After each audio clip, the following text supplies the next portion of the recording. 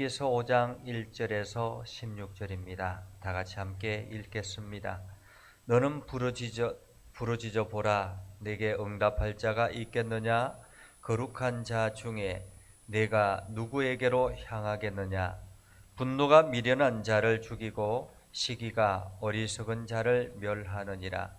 내가 미련한 자가 뿌리 내리는 것을 보고 그의 집을 당장에 저주하였노라. 그의 자식들은 구원에서 멀고 성문에서 억눌리나 구하는 자가 없으며 그가 추수한 것은 줄인 자가 먹되 덫에 걸린 것도 빼앗으며 올무가 그의 재산을 향하여 입을 벌리느니라. 재난은 티끌에서 일어나는 것이 아니며 고생은 흙에서 나는 것이 아니니라. 사람은 고생을 위하여 났으니 불꽃이 위로 날아가는 것 같으니라. 나라면 하나님을 찾겠고 내 일을 하나님께 의탁하리라. 하나님은 헤아릴 수 없이 큰 일을 행하시며 기이한 일을 셀 수 없이 행하시나니 비를 땅에 내리고 물을 밭에 보내시며 낮은 자를 높이 드시고 애곡한 자를 일으키사 구원에 이르게 하시느니라.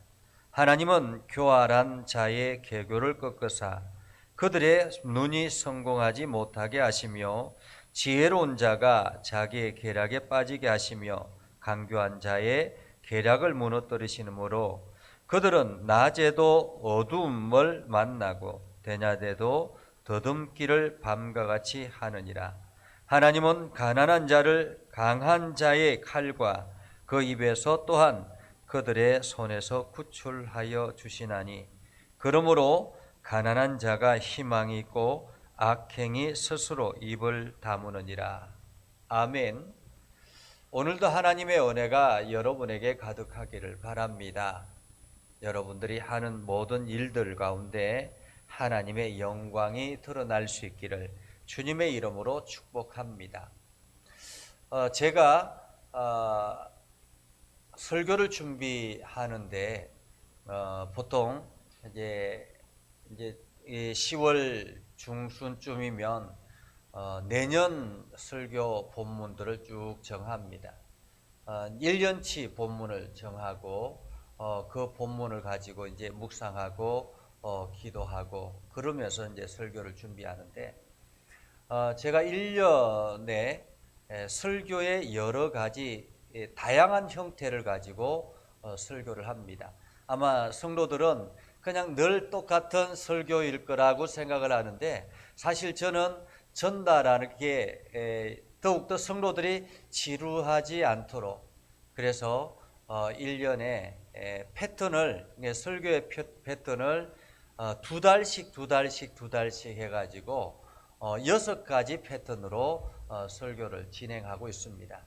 어떤 때는 아주 논리적인 설교를 할 때도 있고 어떤 때는 마치 이야기처럼 그렇게 설교를 할 때도 있고 어떤 때는 또 아주 집중적으로 파고드는 그러한 설교를 할 때도 있습니다. 그러면서 이제 지금 9월 달부터 10월 달까지 2달 기간에는 이런 형태로 설교를 준비합니다. 이 본문의 말씀을 보고 이 본문에서 문제점은 무엇일까? 그것을 제일 먼저 고민을 합니다. 이 문제점이 무엇일까라는 그 드러나는 문제를 살펴보고 그리고 그 문제의 원인은 무엇일까? 왜 이런 문제가 일어나게 됐을까라는 것을 고민하기 시작합니다. 그렇게 문제를 보고 원인이 나오면 그러면은 이러한 문제에 대해서 하나님께서는 뭐라고 말씀하시는가? 하나님의 방법은 무엇일까? 거기에 대한 해결책을 고민하고 그러면서 설교를 진행해 나갑니다. 그래서 대체적으로 제가 여러분들에게 말씀을 전할 때 제일 먼저는 문제점을 부각시키고 그리고 왜 이러한 문제가 일어나게 되었으며 그 문제에 대해서 어떤 해결책이 있는가, 우리는 어떻게 살아가야 될 것인가 라는 중심으로 설교를 전개해 나가죠. 오늘 우리가 그렇기 때문에 만약에 제가 성경의 문제를 제대로 밝히지 못하면, 제대로 인식하지 못하면, 문제를 제대로 만나지 못하면, 찾지 못하면 해결책도 달라지게 되는 거죠.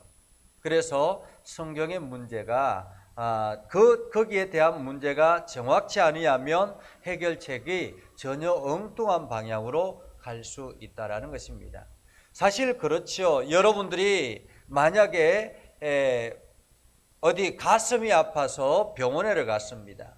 가슴이 아파서 병원에 갔는데 그 의사가 여기저기를 찾아보더니 이것은 가슴의 문제가 아니라 배의 문제다라고 하면서 배를 치료하는 일에 자꾸만 신경을 씁니다. 그런데 나중에 보면 자기는 분명히 가슴이 아픈데 배를 자꾸 이렇게 치료를 하고 하다 보면 이게 뭔가 잘못된 것 같습니다 해서 다른 병원에 가보면 다른 병원에서는 그 가슴 쪽에 혈관이 뭔가가 좀 문제가 있습니다. 이렇게 될 수 있다라는 거죠. 진단이 잘못되면, 그러니까 증상을 잘못 보고 진단을 잘못하면 해결책이 달라질 수 있다라는 것입니다. 사실 우리가 누구에게 위로를 한다는 것도 마찬가지예요. 누가 낙심된 사람이 누군가가 있을 때에 내가 그 사람에게 찾아가서 위로를 해줘야 되는데 그 사람의 문제점이 무엇이고 무엇 때문에 아파하고 있고 지금 현재 어떤 상태가 되어 있는가를 정확하게 알지 못하면서 내가 섣부르게 그 사람에게 위로한답시고 말 한마디 할 때에 잘못된 말들을 할 수 있다라는 것입니다. 오늘 성경은 엘리바스가 욥에게 하는 이야기입니다.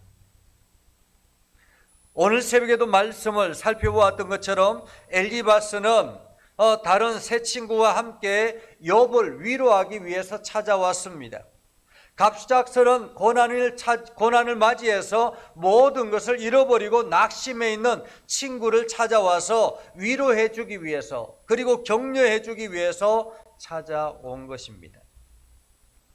그런데 이 엘리바스가 욥에 한탄하고 자기 신세를 한탄하고 자기가 죽겠다고, 죽고 싶다라고 이야기를 하고 자기 자신에 대해서 막 분노가 쏟아져 나오는 것을 보면서 엘리바스가 그에게 권면하기 시작하죠. 처음에는 아주 부드럽게 이야기를 시작했습니다. 그러면서 사람들은 누구나가 죄를 지으면 벌을 받게 되어 있는 것이야 라고 이야기를 하죠. 그리고 난 다음에 자기가 이야기가 이 옳다라는 것을 주장하기 위해서 신적인 경험, 내가 어떤 음성을 들었는데 그 음성을 통해서 분명하게 이야기를 했다, 이 이야기가 분명하다라고 이야기를 하면서 인생의 무가치한 존재, 우리는 인생의 무가치한 존재고 티끌 같은 존재이기 때문에 많은 이들이 지혜가 없이 그냥 죽어가는 사람들이 너무 많다, 이렇게 이야기를 합니다. 물론 엘리바스가 하는 이야기들도 일부는 옳은 이야기죠. 세상에 많은 사람들이 죄 때문에 하나님의 진노를 경험하기도 하고 죄 때문에 하나님의 심판을 경험하기도 합니다. 그런데 죄 때문에 하나님의 진노, 죄 때문에 하나님의 심판을 경험하지만은 이것이 모든 사람들에게 해당되는 것은 아니라는 것입니다. 사람들이 가끔씩 착각하는 경우가 있는데요. 그것은 뭐냐면 자기가 알고 있는 영적인 진리가 모든 이들에게 해당된다라고 생각하는 착각에 빠지는 경우입니다.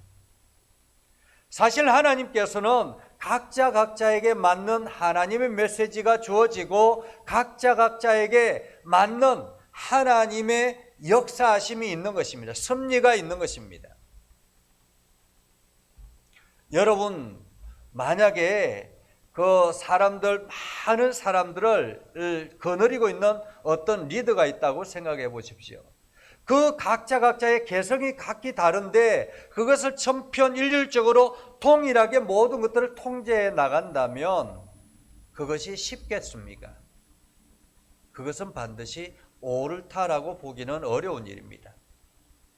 강아지들도 마찬가지죠. 여러 강아지들이 있는데 그 강아지들 각자의 특성이 다른데 그것을 동일하게 다 통제하려고 하면 강아지들은 스트레스를 많이 받게 되는 것이죠. 우리가 영적인 경험을 하는 것은 나에게 주어지는 하나님의 메시지라는 것입니다. 나에게 주어지는 하나님의 메시지를 마치 다른 사람에게도 동일하게 적용한다라는 것은 무리가 있다라고 말할 수가 있는 것이죠. 그래서 성도들은 자기만 알고 있는 하나님, 자기 테두리 안에서 알고 있는 그 하나님을 하나님의 전체를 알고 있다고 착각해서는 안 된다라는 것입니다. 내가 알고 있는 하나님은 지극히 작은 부분이라는 거예요. 하나님은 나에게는 이렇게 역사하시지만은 다른 사람에게는 다르게 역사할 수 있습니다. 그런데 객관적으로 모든 이들에게 알려지는 기본적인 틀이 있다면 그것은 바로 성경의 틀이라는 것입니다. 이 성경의 틀은 모든 이들에게 주어지는 동일한 메시지입니다. 성경의 바탕 위에서 우리는 하나님의 영적인 진리를 깨닫고 그리고 그 속에서 각자에게 주어지는 하나님의 메시지들이 다른 것입니다. 그래서 교회에서 설교하는 설교자들도 마찬가지예요. 요즘 워낙에 온라인상에서 예배하는 이들이 참 많이 있습니다. 그렇죠? 온라인상에서 설교를 듣습니다. 그런데 제가 아무도 모르는 사람에게 그냥 설교하는 것과 제가 알고 있는 성도들에게 설교하는 것의 느낌이 어떻겠습니까? 다른 거예요. 우리 성도들 한 사람 한 사람을 생각하면서 그 성도들의 생각과 그리고 오늘 성경의 말씀을 같이 묵상하면서 생각하고 우리 성도들에게는 이러한 메시지가 필요하구나라는 생각에서 말씀을 준비하는데 이것을 마치 전혀 모르는 사람들에게 그 말씀을 갖다 대면 옳겠느냐라는 것입니다. 그것은 다른 거죠. 그래서 여러분들이 때로는 온라인상에서 다른 아주 유명한 목사님의 메시지를 들을 때 은혜를 받을 수 있습니다. 그러나 하나님께서 여러분들에게 집중하고 계신다라는 것을 여러분들이 기억하면 하나님께서는 여러분들의 영적인 목자는 저를 둔 것입니다. 그렇기 때문에 저를 통해서 하나님께서 여러분들에게 전해지는 메시지가 가장 중심이어야 된다는 사실입니다. 오늘 그렇기 때문에 우리에게 주어진 하나님의 메시지가 무엇인가라는 거죠. 오늘 엘리바스는 이렇게 욥에게 위로하기 시작합니다. 야, 너는 부르짖어 보아라. 내게 응답할 자가 있겠느냐? 거룩한 중에 내가 누구에게로 행하겠느냐? 한마디로 지금 내가 아무리 신세한탄하고 흥분해서 지금 분노를 쏟아낸다 할지라도 누구 한 사람 응답할 사람이 있겠느냐라는 말입니다. 분노가 미련한 자를 죽이고 시기가 어리석은 자를 멸하느니라.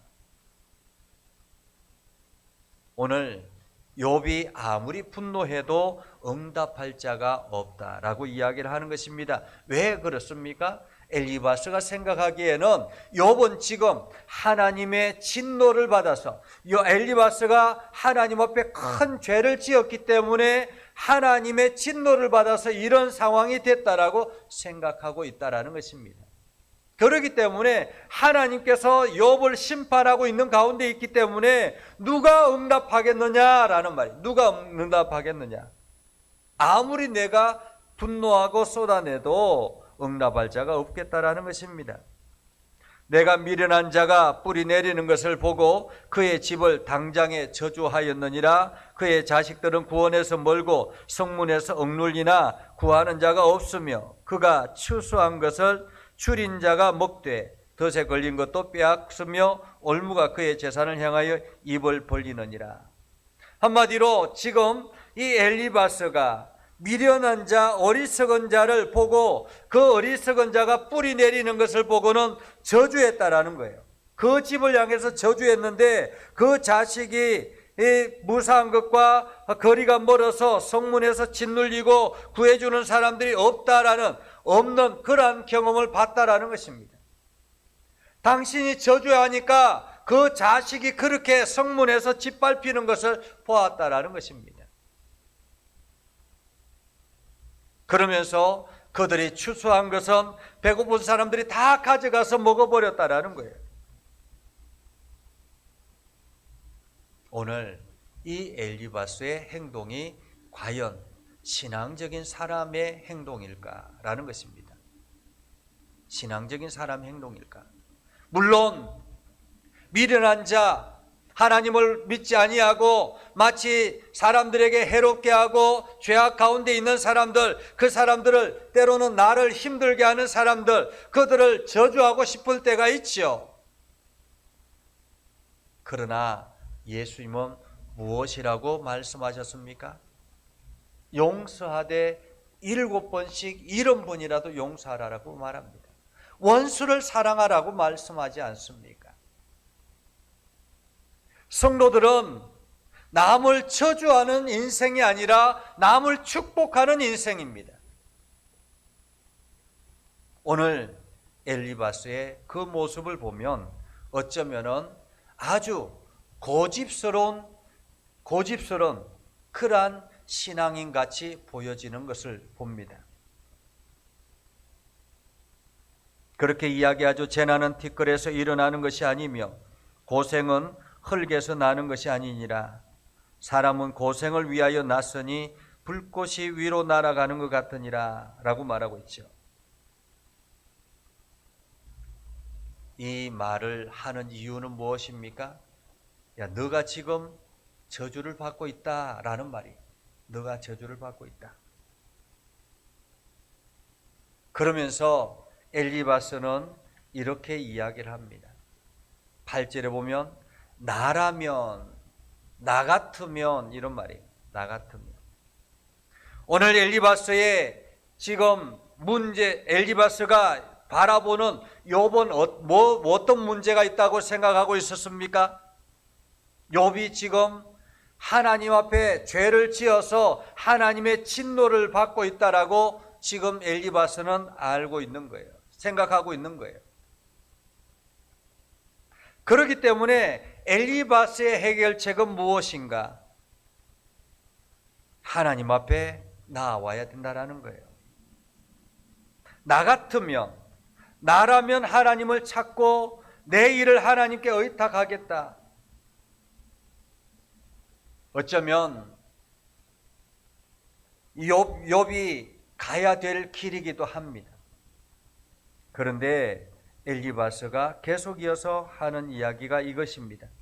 하나님은 헤아릴 수 없이 큰 일을 행하시며 기이한 일을 셀 수 없이 행하시나니 비를 땅에 내리시고 물을 밭에 보내시며 낮은 자를 높이 드시고 애곡한 자를 일으켜 구원에 이르게 하시느니라. 하나님은 교활한 자의 계교를 꺾으사 그들의 손이 성공하지 못하게 하시며 지혜로운 자가 자기 계략에 빠지게 하시며 강교한 자의 계략을 무너뜨리심으로 그들은 낮에도 어둠을 만나고 대낮에도 더듬기를 밤과 같이 하느니라.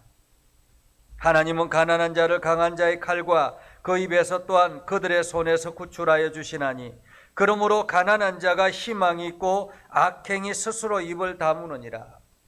오늘 엘리바스가 알고 있는 하나님은 어떤 하나님입니까? 하나님은 헤아릴 수 없는 큰 일을 행하시고 기이한 일을 셀 수 없이 행하시는 분. 물론 하나님은 그런 하나님이지요. 그래서 엘리바스가 알고 있는 하나님은 비를 땅에 내리시고 물을 밭에 보내시고 낮은 자를 높이시고 애곡하는 자를 일으켜 구원에 이르게 하시느니 하나님은 이런 분이십니다.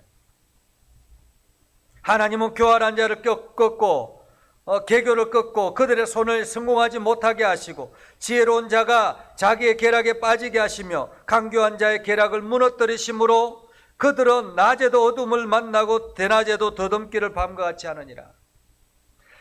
스스로 지혜 있다고 생각하는 그들을 무너뜨리기 위해서 낮에도 어둠을 만나고 대낮에도 더듬는 밤과 같이 될 것이다라는 것입니다. 그렇게 행하실 수 있는 분이 하나님이시다라는 거죠. 하나님은 충분히 이렇게 하실 수 있는 분이십니다. 오늘 엘리바스가 욥에게 하는 하나님께 나아오라라는 이야기는, 하나님은 낮에도 그 지혜로운 자가, 자기 잘난 체하는 지혜로운 자가 자기 계략에 빠지며 강교한 자의 계략에 무너뜨리게 하시는 것처럼, 너가 아무리 똑똑하다고 지혜롭다고 지금 잘난 체한다고 그렇게 이야기할지라도 하나님은 너를 무너뜨려서 완전히 낮에도 어둠처럼 대낮에도 더듬기를 밤과 같이 하게 될 것이다 라고 이야기를 하고 있는 것입니다.